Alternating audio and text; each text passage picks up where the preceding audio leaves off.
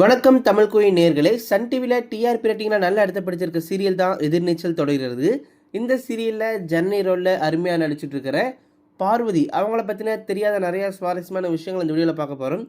இந்த வீடியோக்கான கேள்வி என்ன அப்படின்னா, எதிர்நீச்சல் சீரியலில் நம்ம ஜனனிக்கு ஜோடியாக நடிக்கிற இவருடைய பெயர் என்ன?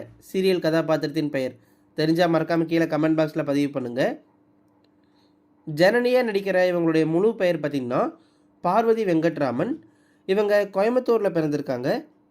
டிசம்பர் 29 ராமநாதபுரத்தில் தான் இவங்க பிறந்திருக்காங்க.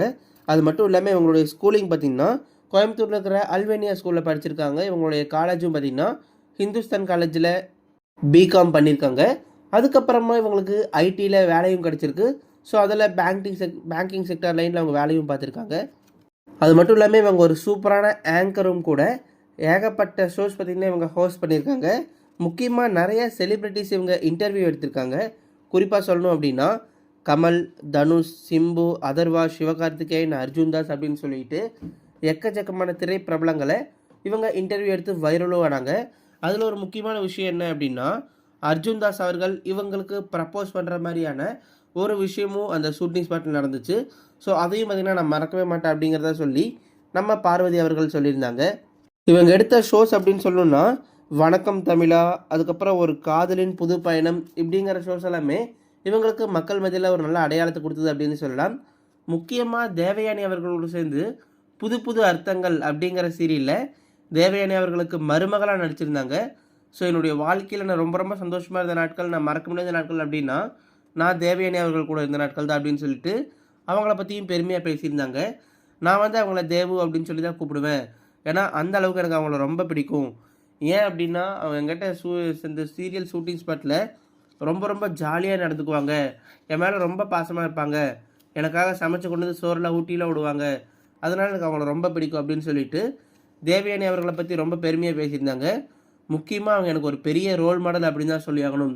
அதுக்கு என்ன காரணம் அப்படின்னா, அவங்க பார்த்திங்கன்னா இதுக்கு முன்னாடி சீரியல் ஆக்ட்ரஸாக இருக்கிறதுக்கு முன்னாடி அவங்க சினிமாவில் நடிச்சிருந்தாங்க. ஸோ அவங்கெல்லாம் இங்கே எங்கே சாதிக்க போகிறாங்கன்னு சொல்லி நிறையா மக்கள் திட்டிகிட்டு இருந்தாங்க அவங்க ஆரம்பத்தில் வரும்போது. ஆல்ரெடி இவங்க பிரபலமாக தான் இருக்காங்க, இவங்களுக்கு பட வாய்ப்பு இல்லாதனால சீரியல் சொல்லி எல்லாருமே கிண்டல் பண்ணிகிட்டு இருந்தாங்க. ஆனால் திடீர்னு கோலங்கள்னு ஒரு சீரியல் வந்துச்சு. அவங்க நடித்ததுக்கப்புறமா எல்லா வருஷமும் பெஸ்ட் ஆக்ட்ரஸ்க்கான அவார்டு தேவயானி அவர்கள் தான் வாங்கினாங்க.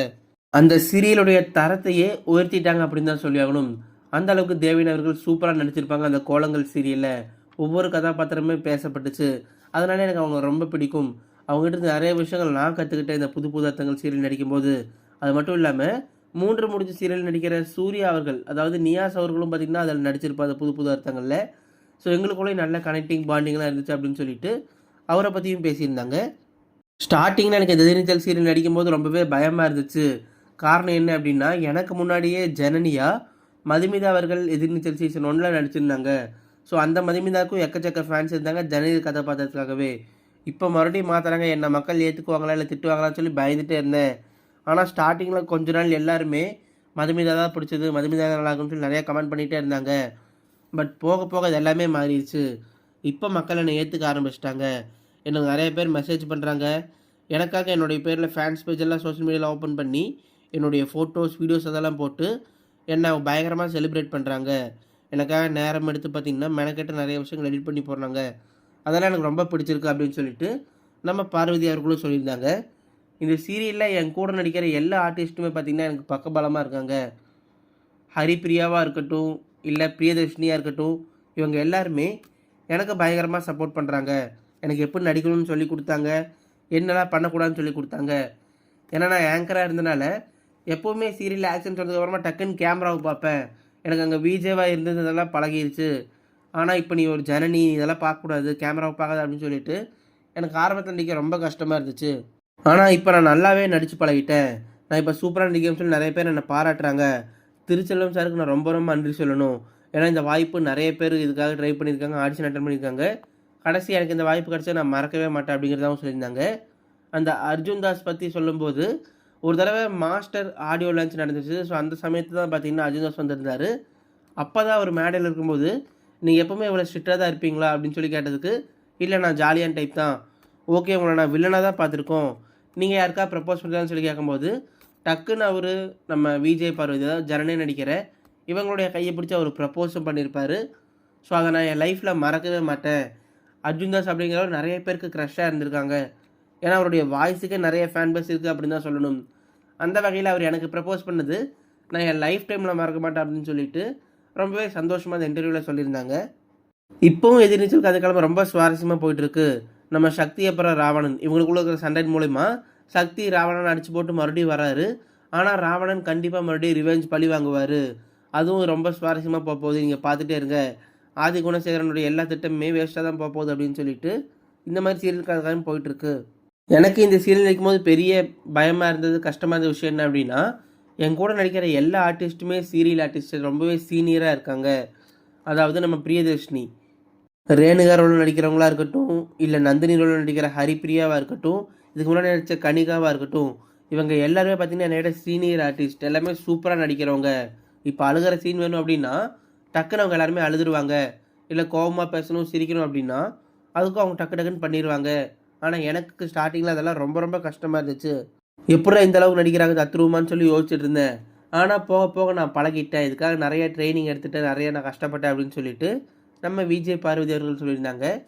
எங்கிட்ட இன்ஸ்டாகிராம் பக்கத்தில் நிறைய பெண்கள் கேட்குற விஷயம் என்ன அப்படின்னா, அக்கா எனக்கும் இந்த மாதிரி ஹீரியல் ஆக்ட்ரஸ் ஆகணும்னு சொல்லி ஆசையாக இருக்குது, நான் என்ன பண்ணுன்னு சொல்லி கேட்குறாங்க. நானும் ஆடிஷனில் அட்டன் பண்ணேன், ஆனால் அந்த ஆடிஷனில் ரிஜெக்ட் ஆகிட்டேன், ரொம்ப கஷ்டமாகன்னு சொல்லி நிறைய பேர் மெசேஜ் பண்ணுவாங்க. அவங்க எல்லாத்துக்கும் நான் சொல்கிற விஷயம் என்ன அப்படின்னா, நீங்கள் ஒரு ஆடிஷனில் ஃபெயில் ஆகிட்டீங்க அப்படின்னா அதோட உங்கள் முயற்சியை கைவிட்டுறாதீங்க. தொடர்ந்து முயற்சி பண்ணிட்டே இருங்க, கண்டிப்பாக நீங்கள் ஜெயிப்பீங்க. ஏன்னா நீங்கள் விடாமல் முயற்சி பண்ணிட்டே இருக்கும்போது மட்டும்தான் உங்களுக்கு நிறையா எக்ஸ்பீரியன்ஸ் கிடைக்கும், அதுலேருந்து நிறையா கற்றுக்க முடியும். நானும் கூட நிறைய ஆடிஷனில் அட்டன் பண்ணி நிறைய ஃபெயில் ஆகிருக்கேன், ரிஜெக்ட் ஆகிருக்கேன். பட் நான் என்கிட்ட இருக்க ஒரே நல்ல பழக்கம் என்ன அப்படின்னா, நான் ஒன்றில் ஃபெயில் ஆகிட்டேன் அப்படின்னா அதை பற்றி யோசிக்க மாட்டேன். ஓகே இதுலேருந்து என்ன கற்றுக்கலாம், நம்ம எதில் தப்புன்னு சொல்லி அதை யோசிச்சு மறுபடியும் அந்த தப்பை அடுத்த டைம் சரி செய்து தான் பார்ப்பேன். ஸோ அதே மாதிரி நீங்களும் முயற்சி பண்ணுங்கள். நீங்கள் ஒரு இடத்துல தோற்றுட்டீங்க, ஃபெயில் ஆகிட்டீங்க அப்படின்னா நீங்கள் மனசோர்வு அடைஞ்சு அப்படியே இருந்துடாதீங்க. நீங்கள் 100 தடவை தோற்றாலும் பரவாயில்ல, அதுக்கப்புறம் 120 தடவை ஜெயிப்பேன்னு சொல்லி நம்பிக்கை வைங்க.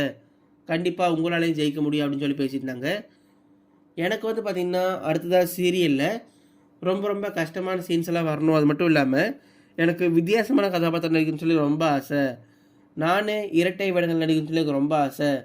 முக்கியமாக நம்ம ராதிகா அவர்கள் மாதிரி வாணிராணி சீரியலில் அவங்க டூயல் ரோல் பண்ணியிருப்பாங்க.